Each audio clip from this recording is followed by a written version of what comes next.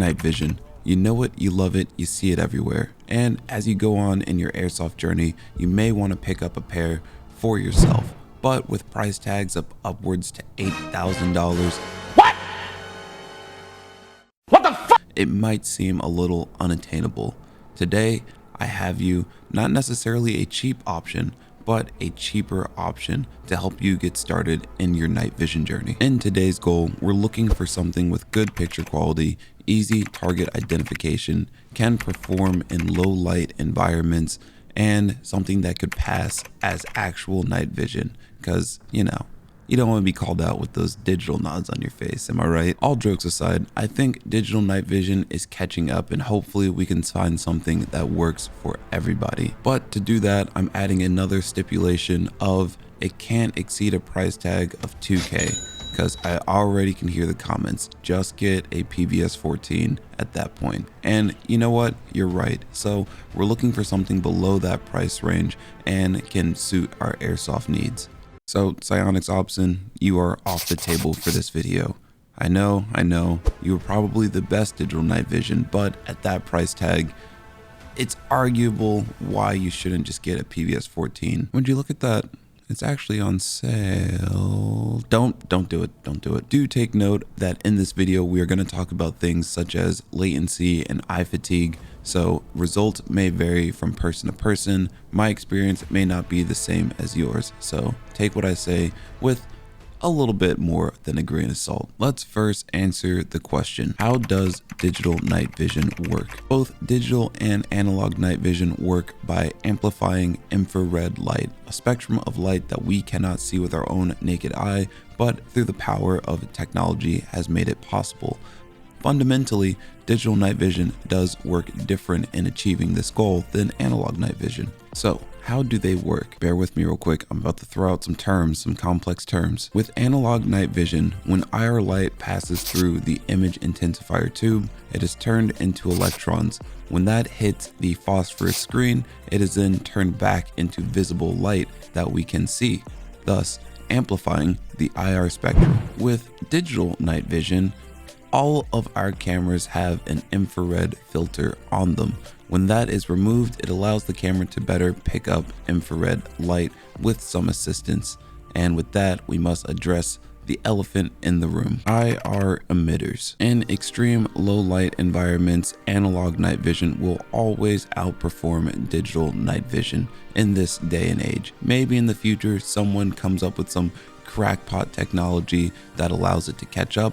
But for now, and at our price point, we are going to need some sort of IR emitter to help the digital night vision see better. My current setup utilizes the Welltool LH6, but I also have a Nextorch R-Star. Real quick, I do enjoy how much the Welltool illuminates, but that will also increase my IR signature if you are conscious of that. So you may ask, what device is this being paired with? Well, I started off with a NVG10, but the monocular setup and the latency was just too much for my brain to handle, and I could never adjust. It wasn't good to use on the move, and it often threw me off. So I decided to can that, but there are a lot of videos on YouTube for you to look at to see if this is for you. I then searched around the internet, and that brought me to a company called High Ready Systems. They create a product called the HRS 31, which is a dual tube setup that closely mimics the PVS 31 in design. It has a faux white phosphorus-esque film and a nearly circular display. It's lightweight and simple to operate, and has a bundle that comes with a mini DVI recorder to record the gameplay for you all. It being dual tube and coming with a recording option really drew my attention towards this product, and I really wanted to learn more about it. Sadly, besides their Instagram and YouTube, actually while you're there, why don't you click that subscribe button on my channel? There isn't too many third-party reviewers for their products, so I took a chance for you all. Let's look to see what you get when you buy this package. Do note that the base system is around $1,000, but the upgrade package that I got was around $1,200. When opening it up, we can see that this package comes with the device itself, some eye cups, the recording device, an external battery pack, and an extra cable to connect to a 5-volt power bank. I really like this option to use a power bank because that kind of prolongs my battery life. I can just switch out power banks on the fly if needed, rather than fumbling through CR123A batteries. Looking at the device itself, you can access the onboard power by removing the H branded cap and inserting 2 CR123A batteries, and that will give you about 45 minutes of battery life. A bit atrocious on that battery life, but that's why I opted to get the external cord to connect to my power bank to prolong it to about 4 or 5 hours of battery life. Looking at the front, you will see the white phosphorus S film and the adjustable focus for your eyepieces. Moving towards the middle, you will see the dovetail mount attached to the bridge that allows for articulation of each individual pod, along with an automatic pod shutoff when rotated horizontally. And towards the back of the device, you'll see another set of adjustments for your eye relief to better get that focus on the screen. Attaching these to my Wilcox mount was simple and intuitive, and I can't get over how much of an introduction to night vision this is. All the items I bought for this system can be switched over to a normal set of PVS 31s if I do decide to upgrade to that further down the road. It's not bulky or cumbersome like you see with these other night vision devices. It is literally a mimic of PVS 31s, and I very much enjoy that. This device does not have any built-in IR, so you don't have to worry about emitting an IR signature if you don't want to. I enjoy that feature. There is no menus or anything to fumble through. It is just your eye adjustments, and that's it. Plain and simple. These things are literally just plug and play. I will now list off some specs, but I do also stress these things might not be an issue for you. I thought they might be an issue for myself, but actually getting hands-on with it, I quickly ignored these issues. I didn't really notice them after using them for some time. Looking at the screen, it is 720p 30 fps, but the distance from my eye to the screen is almost non-existent. The one problem I had with the NVG10 was it felt like I was just looking at a screen rather than down a conventional tube. While the circular lens mod might cut down the horizontal field of view, it definitely makes the viewing experience that much better. The latency is 174 milliseconds. That is definitely in the range that is perceivable by the human eye, but because these are dual tubes, with both eyes adjusted to the latency, it kind of becomes a thing that you don't see anymore, if that makes any sense. It is super lightweight. It weighs in about 470 grams with the batteries in it, and with my battery pack as the counterweight, I didn't experience that much head fatigue when operating with these. It has built-in lens protectors that can be removed or switched out if they become damaged, and that is great for myself, especially when using them during airsoft. BBs always find a way to hit your lens, so to be able to quickly switch those out for only $15 a pop, definitely a feature that I like. And the white phosphorus filter, it is definitely easy on the eyes. I was under these for hours at a time when doing this video, and I didn't really experience eye fatigue. The following video that you're about to see is me using these in the backyard. It was a clear-ish night, some clouds, moon was out, but there was a lot of tree coverage. The mini DVI recorder does not record sound, so I mic'd myself up and just linked the audio in post. It also records in black and white, so I added a slight filter onto the video to more accurately show what I'm seeing when using the device. Lastly, because of the limitations of the recorder, the images or video you're seeing on screen is slightly darker with a higher pixel density / noise. Just know that when looking through the device itself, it's about 30% clearer than what you're seeing in the recording. So currently these are the targets. This is what the naked eye sees. I'm in my parents' backyard. We're kind of close to the city, so you got that noise, light pollution over there. We got a full moon out and a pretty clear sky currently. It's a little bit past twilight, so it can get darker. And this is as close as I can recreate what you're seeing with the HRS 31. Do note that the recorder only records through one tube, so I have a second eye of field of view to work with in this situation.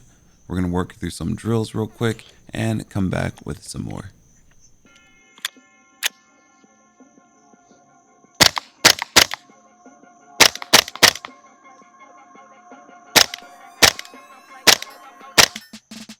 In this go around, I'm testing out my NGOL and its IR floodlight features, and also testing to see if I can aim through my ACETAC.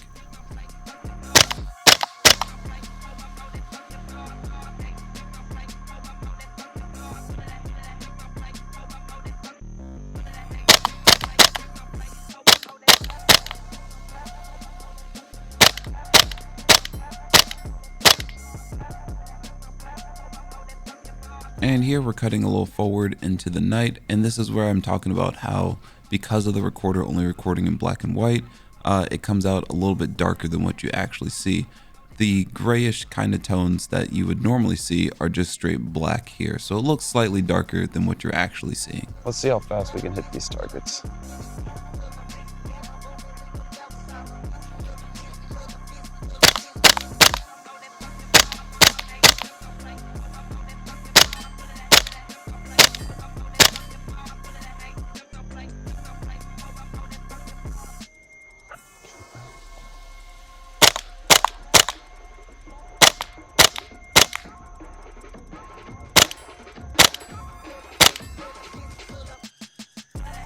And lastly, we're gonna cut to me clearing out my house. We turned off all the lights. Definitely need IR for this in a pitch black environment. Oh, that's a flash. So I'm using my Next Torch R-Star. Definitely wish I brought the wall tool, because I think that would have provided more illumination, but a higher IR signature. The Next Torch is only 80 lumens on its highest setting. So yeah, we'll see how this looks. And leave a comment in the description saying hi to my mom.